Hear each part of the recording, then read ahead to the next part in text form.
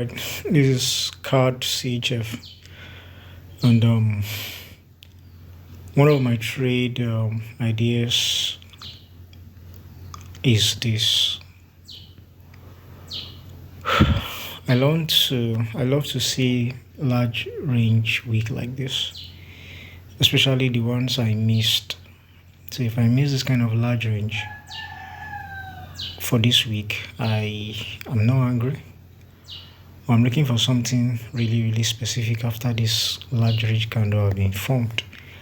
And one of those things is for price to form a fair value gap.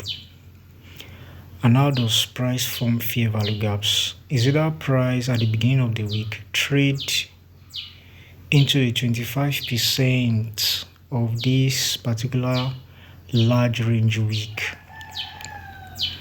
then trade to 25% and then trade down, find the resistance area around 25% and then trade down. Or price should take out this high and then return into the 25% area. Now that's based on ICT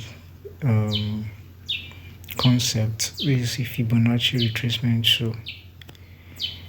So after large range week, I usually do not expect the next week to be a very large range week also.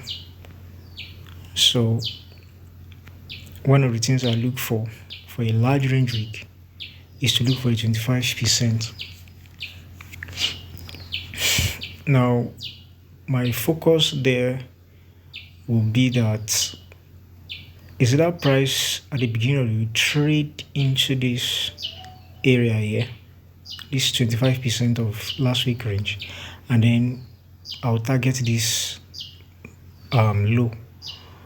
But if not, if price should trade lower, giving no chance, just as we saw here, price opened up here and then trade lower first.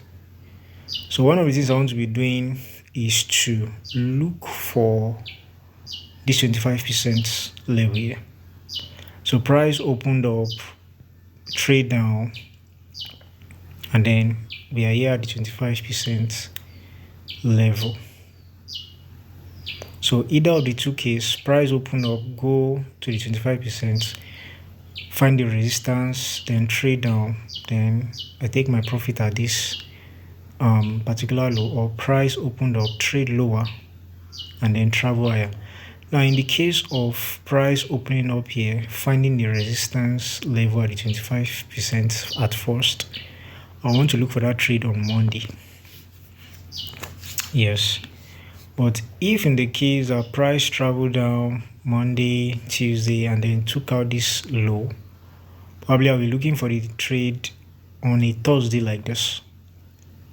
Yes, on a Thursday like this. So this is just for the explanation of the mechanics on the weekly time frame after a large range week like this.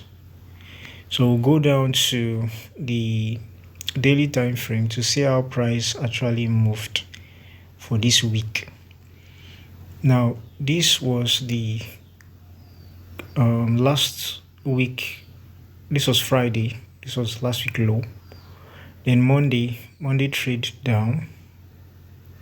Yes, Monday trade down, Tuesday trade down, and then this is Wednesday trading. That was yesterday. Price did something significant, trade higher. Now I wouldn't have gotten this particular move here, but this particular move I would have gotten it, and it might be that price may in fact trade into this fair value gap on Friday. This is very possible. Let me remove this Fibonacci too. So Monday, price did not trade to the 25% area, but trade now. Then Tuesday did the same. Wednesday reject higher. Then this rejection, this bullish rejection here, let's see something that would have helped me or give me confidence to take this trade, especially stuff like this. Now going down to the 4 hours time frame, this is my bellwether, what I look for in every of my trade. I want to see that after price are taking the low, especially the last week low, after price are taking it lower, if I'm going to buy the market, I want to see a 4 hours inversion fair value gap. And this was the case. Immediately price came lower. One of the things I saw was that price invalidated this fair value gap here.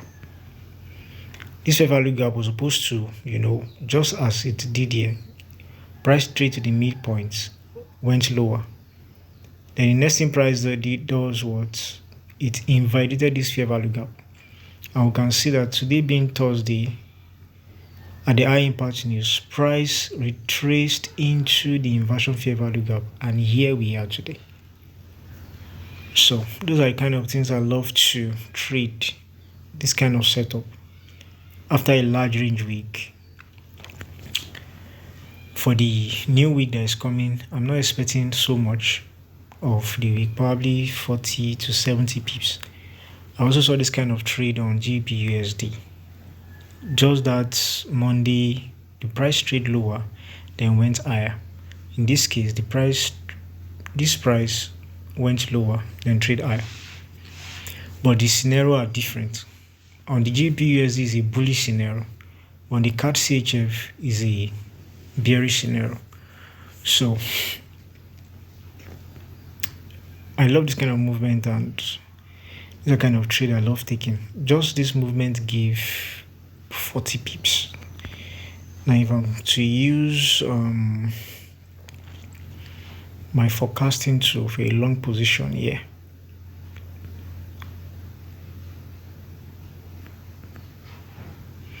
this is for a long position. That's about, I want to check my reward to risk.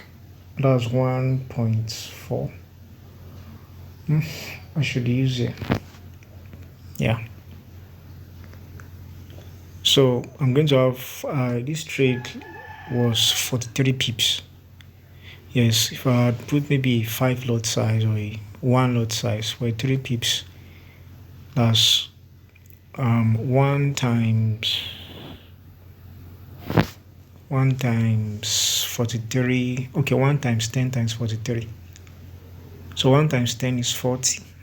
Now 1 times 10 is 10 times 43 people give me $430, like that. So that's for this trade for today.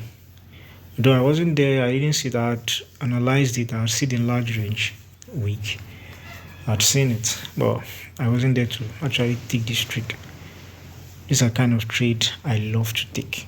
It gave a 40 pips, and the risk would have been very low